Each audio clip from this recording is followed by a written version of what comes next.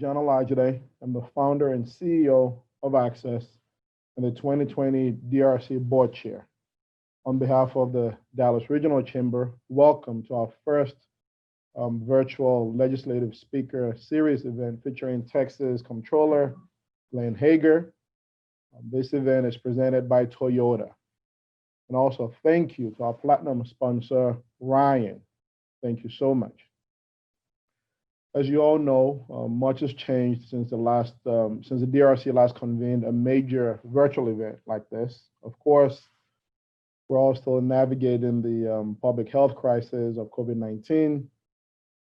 In the weeks since the killing of George Floyd in Minneapolis, we're all taking a much closer look at what we're doing every day to fight racism in the workplace, in our community, and within our hearts, and how we unite to strengthen our community to make it more just and equitable for all. Last week, I wrote an op-ed that was published in the Dallas Morning News regarding the Floyd killing and the nationwide protests. In it, I shared that business and community leaders have a greater responsibility for the change we seek because we are the ones with the influence. And I know that when we band together, we can make change happen.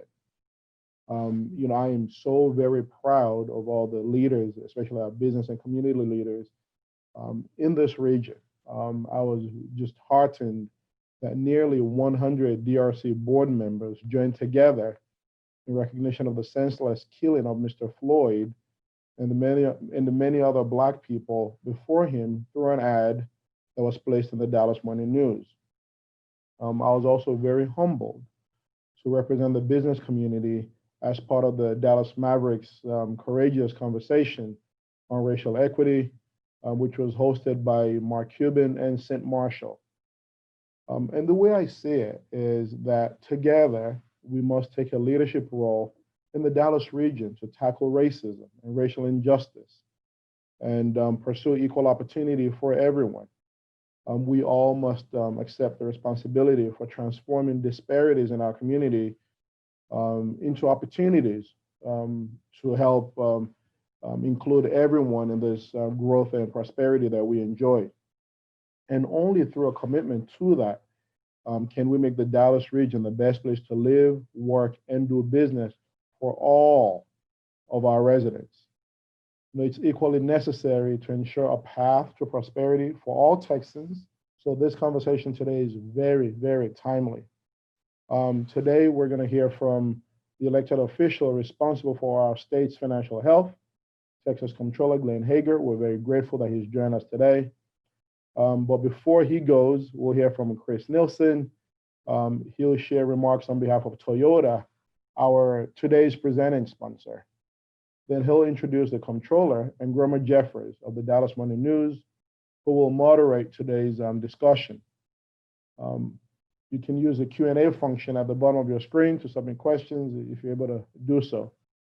Brent Ryan, the Chairman and CEO of Ryan, will wrap us up around 1 p.m. today after this the session closes. Now it's my pleasure to introduce Chris Nielsen. Chris is the Executive Vice President of Toyota Motor North America, and he currently sits on our executive board. He's someone I have a lot of respect for, and I consider him a dear friend. And being his caddy when he served as the DRC chair last year was truly helpful to me. And Chris, I just have to say, I have to compliment you on your incredible sense of timing, passing the baton to me just before the start of COVID-19. But in all seriousness, the relationship Toyota has with the DRC, our region, and the state of Texas is very, very special. They are a leader in corporate social responsibility. They are a critical employer in the region, and they're always ready to step up for important public conversations, public policy conversations like this one that we're having today. Chris, we're so very grateful for the support of this conversation and just your leadership and support overall in our community. Now I'll turn it over to you. John, thank you very much for your always very kind introduction. And as you note, timing is everything. I especially want to thank you during these very challenging times for your outstanding leadership of the DRC. It has been impressive to watch, and we all stand by you. You know, as fellow leaders in our community, we accept your challenge to take greater responsibility for the changes needed to address the issues of racism and racial injustice. And we look forward to working with you and our fellow DRC member companies on this critical issue. Now, I'm privileged to welcome the Texas Comptroller of Public Accounts, Glenn Hegar. Glenn was elected in November of 2014 to serve as the Chief Financial Officer for the world's 10th largest economy. He's a passionate advocate for conservative financial management and government transparency, and is focused on creating a more efficient and customer-oriented agency. He founded the state's Transparency Stars program, pushed for smarter ways of investing our rainy day fund to protect it for future generations, and guided the formation of the nation's first ever state-administered precious metals depository. Glenn is a sixth-generation Texan who grew up farming land that has been in his family since the mid-1800s. He's a 1993 graduate of Texas A&M University and earned his law degree from St. Mary's University. Now, prior to this role, he served in the Texas legislature, working on public education, transportation, tax reform, government transparency, Second Amendment rights, water issues, and tort reform. Now, it goes without saying that Toyota is proud to call Texas home, and we're thankful for Comptroller Hegar's support as a legislator when we were first welcomed to North Texas several years ago. Now, we all know the economic fallout from COVID-19 has been significant for Texas and for the nation as a whole. We're eager to hear the Comptroller's budget projections for the remainder of 2020, as well as a first glimpse into the 87th legislative session next year.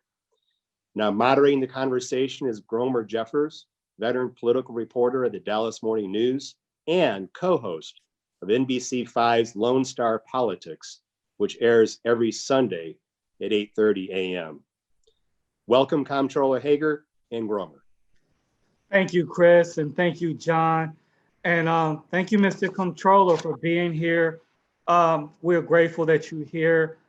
Man, it's been some challenging times. I know tough times for Texas and Texans and the nation, but we're gonna get through this.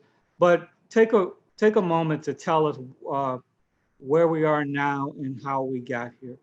Yeah, thank you, Gromer. And first, before I do, John, thanks for those introductory comments. I really appreciate that. I think you hit on a lot of the different issues, John, when you started off this discussion. And Chris, thanks for everything that Toyota does. I watched y'all's video the other day about what you're doing in your facilities to keep people where they feel safe and are safe during the COVID pandemic. And I want to say thank you for your commitment to the state of Texas, without a doubt.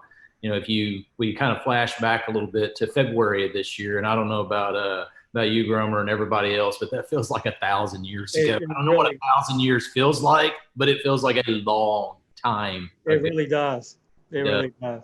When 2020 is not half over, and I'm ready for 21. And so, you know, if you go back to February, just to kind of set the stage on where Texas was at that moment in time, we had 50,000 job gains in February of this year. From a revenue standpoint, we were tracking slightly ahead of the estimates that I had provided to the legislature last year for revenue collections this year. And then the world changed, and very drastically. It changed first from Texas's perspective with the announcement from Saudi Arabia and Russia that they couldn't agree to cuts in production. And then Saudis not only said we can't agree to cuts, but we're going to increase production. It was a concern of mine at that time that at least the oil and gas industry, and that may have a ripple effect in the other industry sectors in Texas, we would face some type of recession in Texas as a result, at least for a short period of time. We had been watching what was going on in China and other parts of the world with COVID pandemic. What would that mean for Texas and the United States? And very quickly on the heels, we went to social distancing in Texas. And, you know, my heart every morning when I wake up is just really heavy for those that have lost their jobs, who have been put on decreased pay, reduction in hours. Also businesses, nobody has in a business plan ever that they're going to have their businesses shut down for days, much less weeks on end, or have a reduction in those that are coming into the workplace. Just to kind of set the stage of unemployment, we had roughly about 13,000 people file for unemployment in Texas on a given week. We'd had 3.4% unemployment. During the great financial crisis, a 1 week period, we had roughly, if I recall correctly, there was about 50,000 people that filed for unemployment during that time at a peak, is the point. And then also during the Harvey, when Hurricane Harvey hit, we had a peak of 1 week of 60,000. And of course, immediately after we went to social distancing, we had 15,000 people file for unemployment. So unprecedented numbers in the United States. There was a one time during 1982, the record for a 1 week filing of unemployment was 695,000. And in the first week of social distancing here in the United States, that third week of March, we just shattered that record with 3.3 million people file for unemployment. And the following week was 6.8 million, 6.5 million the following week. And so if you look at it, we have 2.5 million people in Texas right now that have filed for unemployment, 43 million across the nation. Texas has obviously not has seen revenue declines like other states. If you go back to, say, for example, in April, so the collections that businesses made in the month of March and then sent to my office in April, and you'll hear me talk a lot about sales tax. And the reason to put that in perspective, 2/3 of our state budget is state money.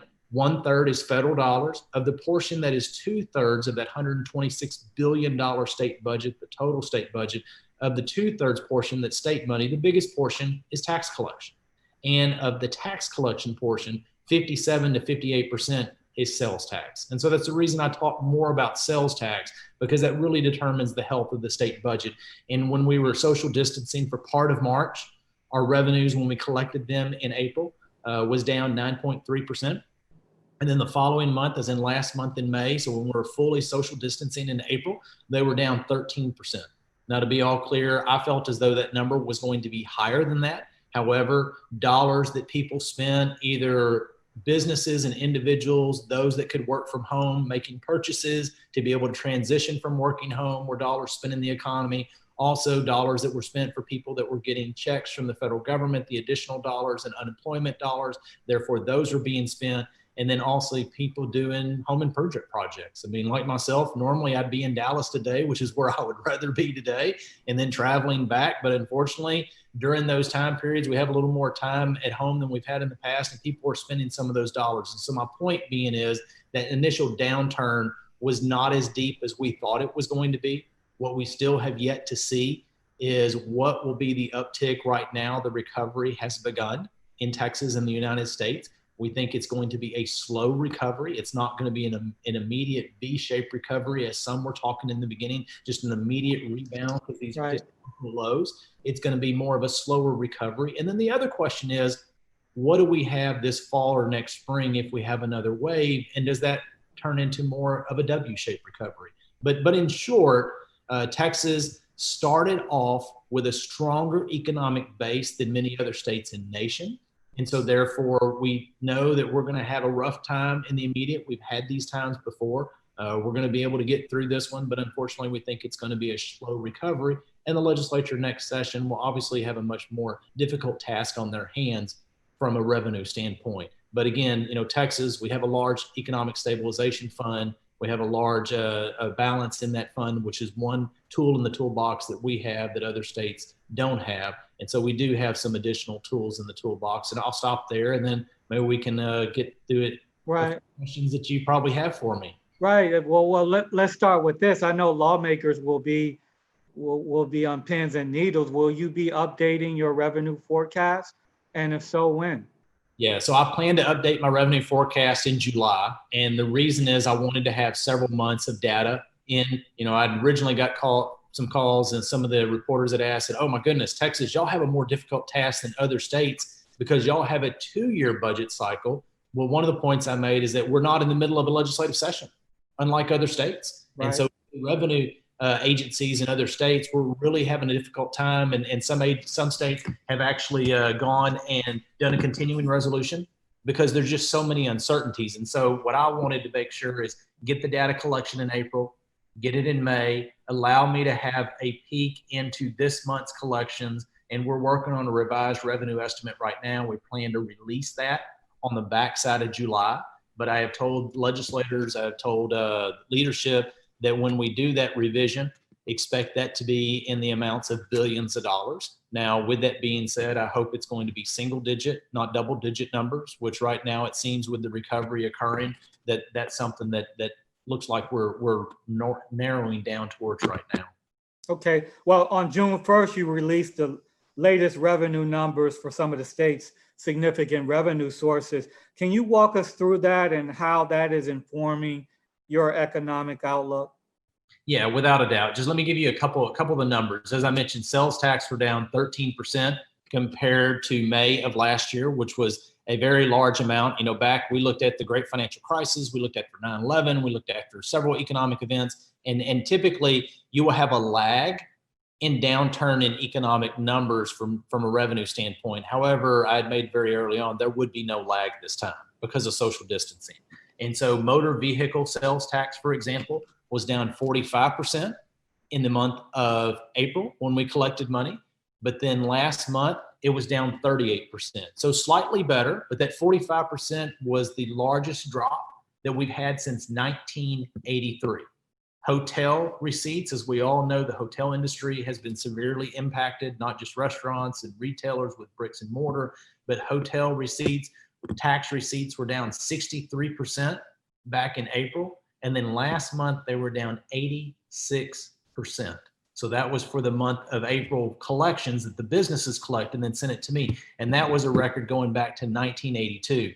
And then obviously the oil industry has been impacted with fewer rigs that are operating. We have 115. We had been 50% of all the rigs operating in all of North America for the last several years. We're down to 41% because we've had more of them laid down in Texas than some of the other oil producing states. And that actually 115 goes back to a record we can find since 1968. So historical drops, but obviously, you know, we're seeing people that want to get back to work, businesses, and recovery has started, but it is going to be very slow, unfortunately. Are you taking any measures, doing anything to help Texas businesses struggling with tax deadlines? Yeah, we have. We postponed the franchise tax deadline. Instead of being earlier in May, we postponed that to July to match up with the federal government for the margins tax or the franchise tax. Then also for businesses, you know, just an enormous number of businesses were having real difficulty and wanting to keep their employees. And I had the difficult balance because I have the authority under a disaster declaration to enable businesses to postpone paying us their sales taxes for up to 90 days. Now, typically when we do that in a natural disaster, that is either in hailstorms that may hit the Metroplex, that might be a hurricane that hits part of the Texas Gulf Coast, but has never been during a pandemic that is widespread over all 254 counties. And I don't have the authority to single out one industry sector, such as, say, for example, the restaurants or the bars or hotels, whereby I have to do that for every business. And then also bear in mind that when we collect sales tax, we turn around and remit back to the city of Dallas, to all the other communities, all the other cities, and there's 1,633 local jurisdictions that get some form of sales tax. And so that weighed heavily in how we took our approach. And so what we decided was more work on our part, but it'd be fair, is to take a case-by-case basis on those businesses that needed to be able to give a longer period of time to be able to pay those taxes that they collect from you and I, and they hold them in trust. And so we've worked with businesses on a one-by-one basis. We've asked them to file their paperwork to make sure they want to enter into a temporary payment plan within the next 90 days to be able to get those taxes paid, but to give them some leeway during this really difficult time that they were having with restaurants being closed, bars being closed, for example. Hey, Glenn, you mentioned the drop in oil prices. Wow. I mean, are you worried about the impact on transportation, highway, and other infrastructure projects? Yeah, we had originally, because we collect part of that severance tax money and part of it stays in the Treasury. Part of it goes over to our state savings account and part of it goes over to fund highway projects. And last year we had thought we would send about $1.6 billion both to fund highway projects from severance tax collections and an equal amount into our state savings account. However, because of this contraction has been so quick and so much of a drop, not just in prices, but in production as well, that's coming up out of the ground. And so therefore, we think that's really going to be more like $1 billion than the 1.6. So that's $600 million less that will be going to fund transportation projects. And then also, if you look at a couple of other revenue streams, say for example, with motor vehicle fuels taxes, the taxes that you and I pay at the pump, that will probably, we were thinking it was going to be about 5.7 billion for this current 2-year biennium, 2-year budget cycle. And we think that'll probably be down about $400 or $500 million just because so many fewer people are driving on the roads than they have been in the past. Yeah, you also mentioned the state's reliance on sales tax revenue. Yeah. Look, this is a bad word in Texas, bad words, but have you been pressured at all about an income tax or whether to call for that? I've had 3 calls today, and 2 of the calls have asked that exact question. And I'm going to tell you, just like I told the first one, in fact, Texas, yes, we are much more heavily reliant on sales tax, and then also on a local level, more reliant on property taxes. And I think more people, are needing or wanting relief on the property tax side than the sales tax. And so there's typically only 3 legs to a stool of funding government. And the last one is income tax. But the reality is, for an income tax to occur here in the state of Texas, that would mean 100 out of 150 members in the Texas House would say, yes, I'm going to vote for that because it's a constitutional amendment. 21 out of 31 senators in the state Senate would have to vote and say, yes, I'm for that. And then it'd have to come to you and I, the people of the state of Texas, and we'd have to vote and say yes to that. Now, I don't know about you, but I don't think that's going to happen anytime soon in Texas. And the reality is, when I'm asked what is the best type of tax, and the fact is, none of us like to pay taxes at all. But Texas is one of 7 states that does not have an income tax.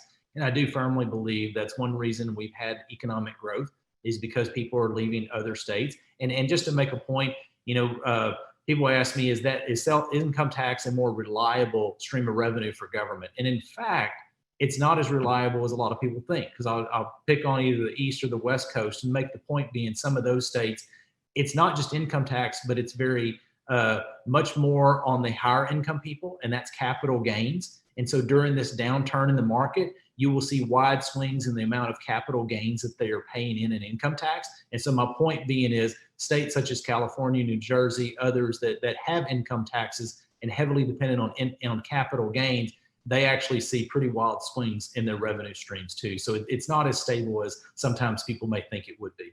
Yeah, I would imagine too, there's an issue of kind of overtaxing people, right? To the extent that you would have to try to provide relief elsewhere. And I think that's right. That's one of the reasons that, every morning when we wake up here in the state of Texas, we roughly have about another 1,000 people to 1,200 people in Texas every single day. That's just hard to imagine. Now, half of those are natural growth, births minus deaths, and the other half are people that move here from somewhere else around the world. They may be from the other 49 states, for other parts around the country, the world, looking for an economic opportunity. And my point being is, one of many things, whether it's regulation, affordability of housing, a whole bunch of demographics, and income and lack of an income tax is one of those. And so therefore, that has been an attractant for people that have wanted to come to Texas. And I think that's one of the things that's enabled us to continue to grow economically and outpace the national average year after year after year. And even though I think that this downturn obviously is impactful to Texas, just like the rest of the nation, Texas will once again start outpacing the national average when we get on the back end of this unfortunate downturn that we're seeing right now. 5% budget cuts in the state, is that appropriate? What are you doing on that front? Yeah, one of the things that I mentioned very early on, at least in my agency, I can't control what other agencies do. That's up to leadership, governor, lieutenant governor, and speaker. However, I had got out very early and said I'd asked my staff, we were going to freeze hires, we were going to stop pay increases, we were going to relook at our IT projects. And the reason is I wanted to at least script to other agencies that they need to start looking at their budgets. And one of the things that I recommended is I felt as though an initial 5% was important, because if you go shallower for longer, that is better than waiting longer in time to go deeper. Because, agencies are mostly people, and you don't want to add to the unemployment level. And as businesses get back going, You want to be able to issue the permits and the tax process that people need so they can actually get back to work. If you look at what leadership did with a 5% cut, that's actually a 5% for the entire 2-year cycle. And so therefore it's really more of about an 8.5% cut, which I think is probably appropriate. It looks like it'll save about $1.2 billion, which is important money. And obviously in doing that, they exempted public education, they exempted Medicaid, they exempted some of the law enforcement areas, which, obviously we need to be able to continue to operate from those basic levels. And so it's significant money. I think once I get a revenue estimate out and we see what happens this fall, there may be a slight increase that agencies are asked to do. But at some point in time, you go too far, then just like businesses, you're going to start having to let people go. And that's probably not the thing that we want to have to do right now. Right. So how are you gathering data to get your arms around this situation? That's a great question. One, we went back and looked at prior downturns just because to see the timing and the impact and where we were historically as we started seeing numbers. And then we started looking at a whole bunch of non-traditional economic indicators. For example, at the very beginning, we started looking at OpenTable, who was going and making restaurant reservations through, but we threw that one out the window real quick. Now my staff still puts it and sends it to me every week, but immediately it went to zero because no one was going to restaurants. Now, actually, it's about 50% down from what it was before now. So we continue to monitor that. I had never had a clue that there are roughly about 2.3 million people that fly through airports in the United States every day. I've never looked at TSA data. We do now. So we're always looking at how many people are going back to hotel reservations. So for example, in the very beginning, you have 2.3 million people that on average fly around the United States in a given day. At one point, we were down to only 90,000 people in flights every single day. That ticked up last week to 500,000. 500,000 is a significant increase from 90,000. However, that's still substantially low to over 2.3 million people that normally fly. And then hotel occupancy, for example, was down only 22% of normal. Now it's down to 39% of what it has been normal from a year ago. We're also looking at, people that are going to box offices, the movie theaters, in other words, there's a company that has enabled to put out their data that they work with businesses who have hourly employees and what percent they're down. So we're trying to look at a lot of different data points that we haven't looked at before because we don't have the immediate revenue coming in, which is what we need to see to create a new forecast. And so therefore, we're trying to look at a lot of non-traditional things that we just haven't paid as much attention to, but we need data as quickly as we can to be able to give the leadership and the public to let everybody understand what does this downturn mean from a revenue standpoint. Yeah, and when you talk about historical precedent, are you looking at 07, 08? Are you looking at 9/11 or situations like that? Is there any, have we been here before? Yeah, or is this unique? Great question. Say, for example, after the great financial crisis, it was about a 6-month lag before we started seeing negative numbers in sales tax compared to the same month the year before. And so it took a 6-month lag. This time, there is no lag. And then when it was down for about 14 months at about 9.5% on average over those 14 months. And so just from a historical perspective, I say that just to make a point to people, even though we're seeing a recovery right now, it takes a while before you get back to where you were. And unfortunately, we all know that there's a percentage of jobs after each economic downturn that they just don't come back. And so, unfortunately, trying to figure out how do we make sure those that are having basic needs are able to continue to be able to feed their family and function are very real serious issues. When you go from a record low of 3.4% employment to double-digit unemployment of 2.3 million, that's very significant. And what I'm trying to make a point to is I don't want to be an alarmist, but I do want to manage expectations realistically that the recovery just doesn't happen overnight. Unfortunately, it takes time. And so this event is not similar to any that we've had in the past.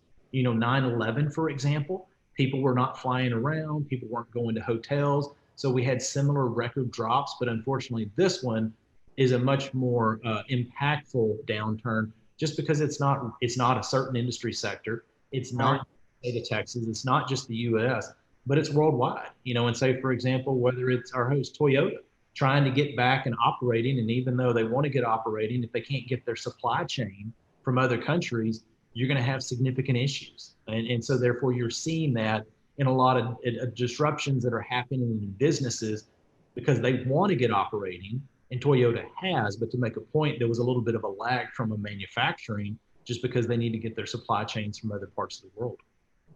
Yeah, you're right. And, you know, those things are crystallized. I had to travel to Austin a week or so ago, and Chris will be happy to know I rented a Toyota Prius. But, these little things, when you were talking about the hotel situation, I was wondering, have you had the opportunity to stay at a hotel since March? I have not. You know, it's amazing that in this role, I travel a lot and I give a lot of speeches. Right. And my youngest daughter, one of my 12-year-olds, I got a 15-year-old daughter, 12-year-old son, and 12-year-old daughter. And my youngest daughter, the very first time I gave a speech via Zoom or a WebEx, to be honest, I'll tell everybody I have my jacket on, but Glenn's wearing shorts right now. Okay, y'all can't see my legs. So first time I put on a jacket and I walked through the house, our home in Katy, and she looked at me. Julia thought, she just started laughing at me. Thought, that look that you have is awful. What are you doing? I said, I'm going to give a speech. But the point is, when I finish this, I take my jacket off. I don't fly back home. I don't drive. It's amazing. Right. Yeah. I'm not out spending dollars economically like I have before. Now I may be more productive during a day because I'm able to do a lot more work. So it's really interesting how this has really impacted so many industry sectors, and nobody has this in their business plan, that you're going to have such a disruption from economic activity, especially in the summer, for vacations and people doing different things with their kids while they're having a little bit of time off. Now, of course, you have to manage the federal dollars, right? How are you doing that? And what are you doing to help small businesses sort of get information about resources, loans, or whatever from banks, assistance from banks? Very good. So one of the first things that I want to do, even though it may be duplication, just the same as trying to put out information that's accurate, good information for businesses. They can get it in several formats, but I feel like it's important for us to do the same thing, making sure the different programs that are out there, where can they go for different information as they're either looking at our website or either doing a search, and just making sure that duplicity is out there, because the more information you provide for businesses, because they're having a really difficult time, all the different processes and paperwork and uncertainty and the stress levels of trying to maintain and operate a business and keeping their employees is really high. I mean, think about, there's enough stress in running a business normally, but during a time like this. And so anytime that we can put out additional information to hopefully reduce that stress level quicker and let them get back to work. So putting out a lot of information on the federal programs and processes, but then also, as I mentioned earlier, whether it was sales tax or delaying franchise tax, trying to at least help businesses within the wheelhouse that we have from an opportunity standpoint. And so therefore, I think it's important, the more information we get out, the better we can help businesses. So our business is changing sort of their behavior, the way they're doing business. For instance, let me give you an example.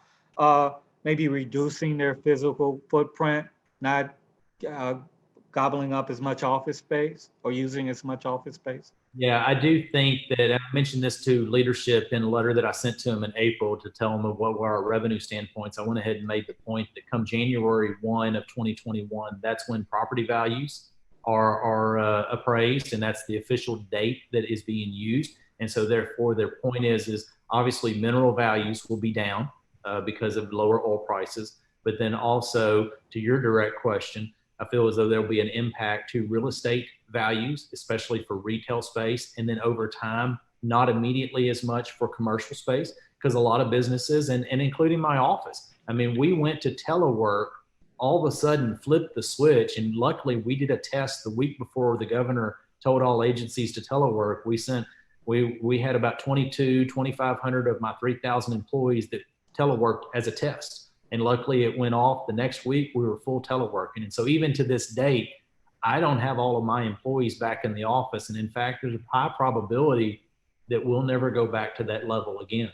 We're going to have more teleworking than we've had in the past. And I think a lot of businesses are going to do the same thing. But one of the questions that we don't know is, will we still use the same office space footprint, right, letting people out more instead of having cubicles that are tighter, will they be more spread out, even though the pandemic passes, whatever point in time that is, either through a vaccine or a herd immunity, as we hear of a 60, 70% infection rate, and then the virus doesn't spread as much. But I do think businesses are really going to change the way they function, especially those of us that go to an office with a lot of people in one space. Have you been in touch? Are you talking to the TEA about education, school funding? I am. You have kids in public school, right? All three of my kids are in public schools. Of course, I'm doing a little more homeschooling than I've ever done in the past, especially the one day that I reference to people is having lunch with my kids. And I never imagined we would be talking about supply and demand in the oil market because oil prices were negative for 2 different days. And it was interesting. My oldest one, when she asked me, because it was about $1.82 over lunch, and later she said, what is it right now? And I said, well, it's negative $17. And she looked at me and she goes, I don't understand that. So we've had a lot of homeschool lessons here, but the point being, come back, I do talk to the commissioner quite often. I've been talking to school districts because it is going to be a challenge. Schools do plan to open, but I think all school districts are trying to struggle with, do you have more distancing within the school environment? Will we have all the kids come back at one time? Will they be phased in? Buses. There was obviously where we live in Katy, shortage of bus drivers, and we were having to stagger the school day, right, even for all the schools. And so therefore, if you're not having as many kids on the buses, for example, so there's a lot of logistical issues for the school districts to be able to meet, but it's really critical. And I made this comment to a public education group. I was on a panel discussion the other day, and I made the point that there's a lot of other issues. There's a lot of kids out there that are not having that social interaction with their peers and their teachers, which is really critical.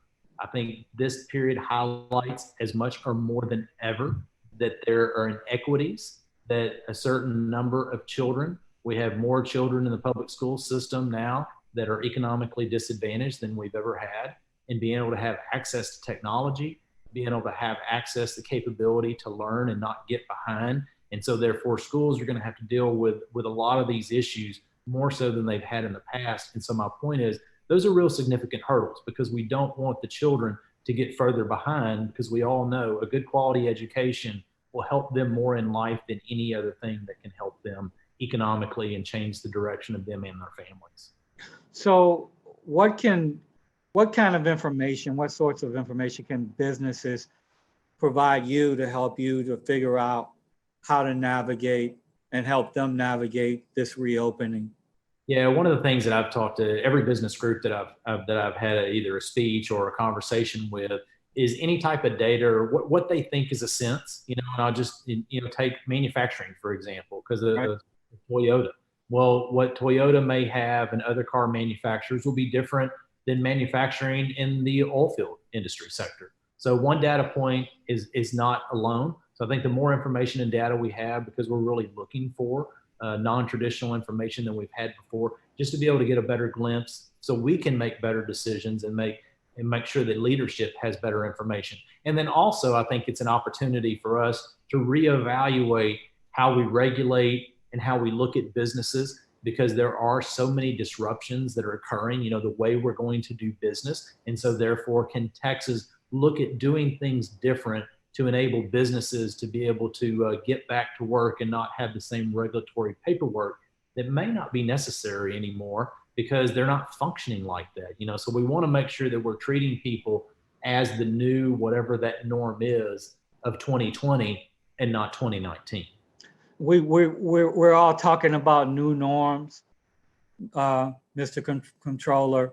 What will a state look like, you think? How different will it be when we come out of this? Will it be similar to January 2019, or will it be something different? I think it'll be closer to January than further apart. But with that being said, I do think there'll be a significant number of changes. For example, in my office, we're going to have more meetings via this setting. More people that are teleworking than before. We don't have to have a meeting in the office, or even if we're all in the office, we may be actually on a virtual call from our own office space rather than getting in a conference room altogether. So I think you're going to see changes like that, but we're still going to work. We're still doing our job, but we're doing it in a little bit different manner than we've had before. And so I do think you're going to see a lot of little changes. I think it'll take a while before you see the same number of people flying around the US or around the world doing travel and doing business. You know, people won't be traveling as much as they have in the past. And so I do think it'll change, but I don't think it'll so radically change that we won't recognize the world that we were living in January and February of this year. All right, and my last question before I bring on Chris, I know you're concerned about the small businesses, the minority-owned businesses, all the mom and pop businesses that are really, really stressed and might not make it. I mean, what do you say to folks who are concerned about, losing their favorite businesses or shops down the street?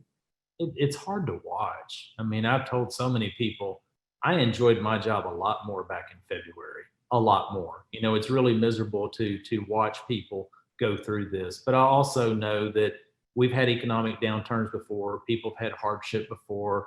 And I feel like as long as and I think especially after the last couple of weeks, and I've reflected a lot. I've had a lot of conversations with my 3 kids trying to talk about what's going on in this country. I think more now than ever, we need to think about life through the eyes of others, think about the shoes that they walk in, because I think too often we get consumed in the world that's around us. And I don't mean we live in a bubble, but we don't open up and see what the world is from the standpoint of others. And I think we've got to do that more than ever, because if this country is going to be united and find a way, I talk in my office that it's a lot easier when we all row the boat and we row together, we work in conjunction. We're going to be able to provide a much better work product for the people that we serve, the taxpayers, the consumers of the state of Texas. And I think as humanity, we've got to figure out how to do that more than we've ever have done before. And I think, I say that not just for business owners, but I think all of us, Gromer, I think we have to look at it a lot more in depth than we have ever before and try to understand it from that person's standpoint. All right, stand by, Comptroller Hegar. Chris Nielsen with Toyota, you have a question? Gromer, first of all, thank you very much for leading this conversation with the Comptroller. You've covered a lot of ground. I think you've hit on the key areas of interest to all of our DRC member companies. So thank you very much to you and the Comptroller for that. And to my fellow DRC members, here's another great reason to be a presenting sponsor. You get to ask the first question.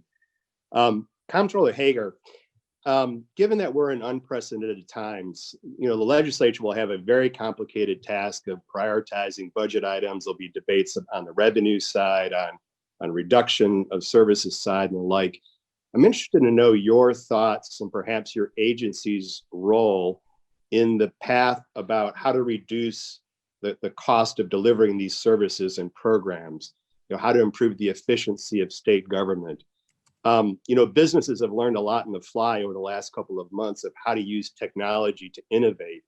And in fact, I think we have found ways to deliver our products and services in more efficient ways. And I believe many of those technologies would be just as useful in state government. So interested to know your thoughts on that as a pathway as well to help resolve some of these significant challenges we face. Yeah, no, that's a great question. And I think one of the things is I try to press upon the legislature, my former colleagues in the House and the Senate, is that we need to make sure that we're living in 2020. We're living in today's technology. And so therefore, with that being said, I've been able to try to go and improve some of our IT systems to be able to make sure that we function quicker. For example, Texas Workforce Commission was absolutely overloaded with the number of individuals, but the state kind of quickly moved to be able to give them more capacity to make sure that legislator staffers were taking phone calls. And so, just like a business, how are you nimble and move quickly to readjust to some of the issues that you need to deal with, I think is really critical. I think we need to make sure that we use technology more than we have in the past. And government is typically very, very slow in that. And also recognizing that if something happens in Toyota tries to make a new technology change and it doesn't work, what do? You stop, you pull the plug, and you move on. And well, in state government, you're expected to find the solution and don't ever make a mistake. And that's just not right. I mean, we're human beings and we're going to make a mistake. And so, you know, at least in my agency, I try to make the point that if we try to go in a direction and this new tool is not working for us, then we're going to readjust. We're not just going to put more money in a solution that doesn't work. And I think we need to make sure to realize that disconnect that sometimes happens in government versus the path of the private sector, and learn from our mistakes and move on pretty quickly. And so I think we're going to have to utilize those tools that government typically has been slow to use that businesses have in the past and will much more in the future. All right, Comptroller Hegar, thanks for your time. I mean, I'm happy to be able to talk to you for this length of time and go through some of the issues facing Texas. So it's been a pleasure to be able to interview you, and thanks to the chamber. Always great being on your programs. Right now, though, I'm going to turn it over for closing remarks to Brent Ryan of Ryan LLC. He'll take us home. But thanks again, Mr. Comptroller. Thank you, Graham. Well, Comptroller Hegar, thank you. What a great conversation. I'll tell you, we really appreciate your leadership, especially during these challenging times. You know, you made a comment about the future of work, and I can tell you, as a practitioner who represents taxpayers across the world, your team has done a great job in going virtual. We've started now having auditor conferences on a virtual basis. We're Zooming in with your team frequently, and it's worked really well.